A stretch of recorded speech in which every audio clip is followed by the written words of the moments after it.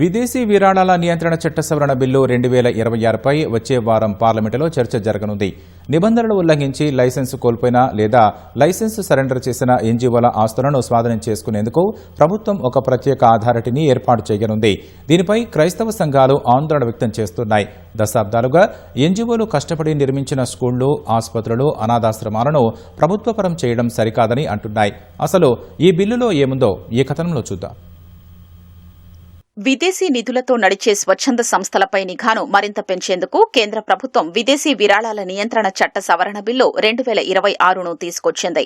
ఈ ఏడాది మార్చి 25న బిల్లును లోక్సభలో ప్రవేశపెట్టింది. ఇందులో కీలక నిబంధనలు పొందుపర్చింది. వాటిని ఉల్లంఘించి లైసెన్స్ కోల్పోయినా లేదా లైసెన్స్ సరెండర్ చేసిన ఎన్జీఓల ఆస్తుల్ని స్వాధీనం చేసుకునేందుకు ప్రభుత్వం ఒక ప్రత్యేక అథారిటీని ఏర్పాటు చేయనున్నట్లు ప్రతిపాదించింది. ఈ నిబంధనలపై క్రైస్తవ మైనారిటీ సంఘాలు తీవ్ర ఆందోళన వ్యక్తం చేస్తున్నాయి. ఈ క్రమంలోనే Mizoram CM Lal Duhoma, Mizoram council of churches ప్రతినిధులు పార్లమెంటు భవనంలో కేంద్ర హోంమంత్రి అమిత్ షాను కలిశారు. ఈ సవరణ చట్టాన్ని పాత తేదీల నుంచి కాకుండా అమల్లోకొచ్చినప్పటి నుంచి అమలు చేయాలని వారు కోరారు. దశాబ్దాలుగా ఎన్జీఓలు కష్టపడి నిర్మించిన స్కూళ్లు, ఆసుపత్రులు, అనాథాశ్రమాల్ని ప్రభుత్వపరం చేయడం సరికాదని పేర్కొన్నారు.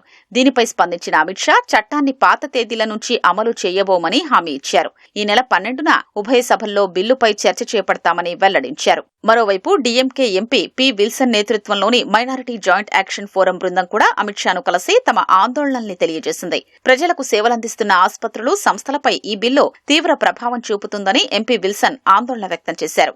వెంటనే ఈ బిల్లును ఉపసంహరించుకోవాలని లేదా జాయింట్ పార్లమెంటరీ కమిటీకి పంపాలని డిమాండ్ చేశారు.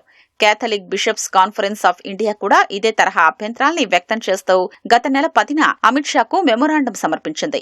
ఆస్తుల జప్తు నిబంధనలతో సేవా కార్యక్రమాలకు విఘాతం కలుగుతుందని ఆయా సంస్థలు వాపోతున్నాయి. విదేశీ విరాళాల వినియోగంలో పారదర్శకతను పెంచడం, జవాబుదారీతనాన్ని తీసుకురావడం, జాతీయ భద్రతకు ముప్పు వాటిల్లకుండా చూడడం ఈ బిల్లు ప్రధాన ఉద్దేశ్యమని కేంద్ర ప్రభుత్వం చెప్తోంది.